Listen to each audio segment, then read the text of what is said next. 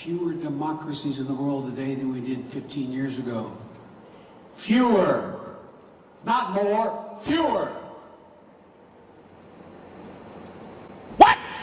Donald Trump lacked the courage to act. The brave women and men in blue all across this nation should never forget that. Hi guys, it's Misha and welcome back to my channel. So being the president is one of the hardest jobs in the world. There's a lot of responsibility, you have to have a lot of stamina, a lot of ambition, and mental and physical strength. It's also one of the most powerful positions in the world, and a lot of people's safety and economic stability, all of that lies in your hands. So it's very important for us as a country to elect someone who has good mental and physical health. And it can be a very stressful job, especially having to lead a country like the US with such military capabilities. You have to have a really clear vision for the future and where the country should be going. And I would argue that Joe Biden being our president, there are a lot of problems with it because of his obvious cognitive decline. So he is our oldest president, right? He's 79 in the US right now. In politics, we have a lot of people in power who are elderly, right? And I have two main points I want to discuss why I think this is causing some issues. Before we get into this, guys, please make sure to hit the subscribe button and the notification bell so you don't miss my videos. The first one is quite obvious, and it is that age tends to take a toll on people, especially with mental cognitive capabilities. But that isn't to say that there aren't elderly people who, don't understand what's going on or who can't have a leadership role, of course.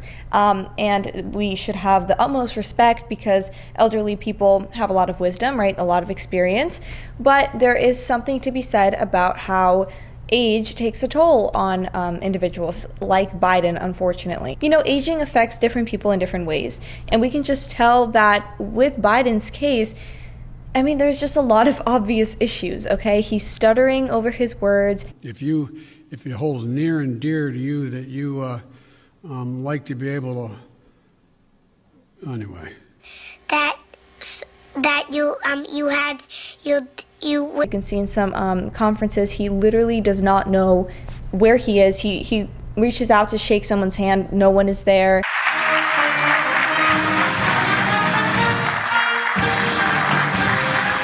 There have been clips of him sleeping during meetings.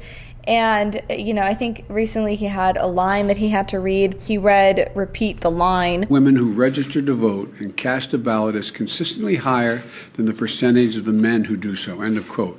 Repeat the line. It reminds me of the Liberty Mutual commercial where there's an actor and he's like, line, and he doesn't know what he's doing. I don't know why. That just reminded me of it. A Liberty Buchamug. Cut. Liberty Line. Liberty Bibbity. And this is scary because not only is he running the country right now, but now he's saying he wants to run for a second term. And yeah, I really do think it's an issue. Smart people should know when it's time for them to step down, right? Like even in sports, you can take a look at some athletes. In tennis, for example, I know I talk about tennis all the time, but in tennis, when athletes start to age, a lot of them, realize that and they know it's time to stop playing tennis, and they can leave on a high note. People will remember them as winners, and some of them, though, keep going, and then they just start to decline, and they leave more as losers. People remember them in a more negative light.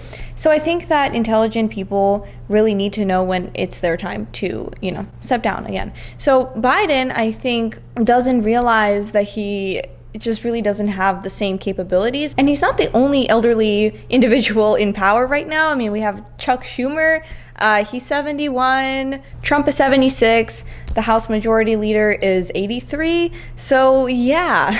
And I want to argue that there is an issue with constantly appointing people in their 70s and 80s, both because of the mental and physical capabilities, but there's also the issue that these people are out of touch with younger voters, what people like me in Gen Z, what we need, what we want.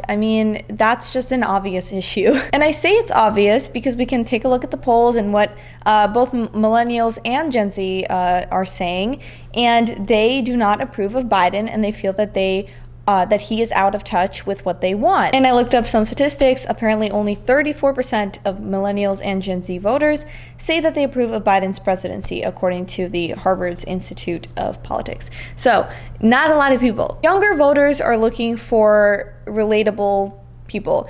And I think this is a problem with why so many people in Gen Z support AOC, for example, who is literally a socialist.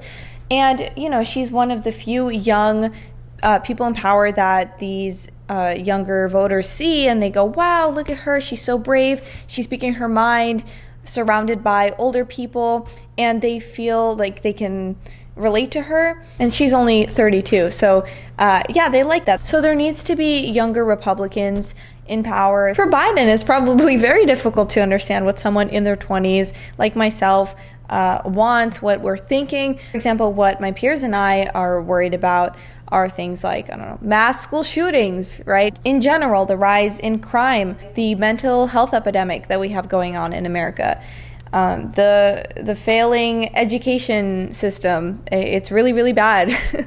And of course, we have the policing of language from the left in particular, and how, you know, words are violence now. So their free speech is being threatened, especially online. And all of these issues are very important to us. Once again, I think it's really important to recognize that with age comes experience, you know, wisdom, and older people have a lot to teach us, a lot to, they're very good at guiding younger people.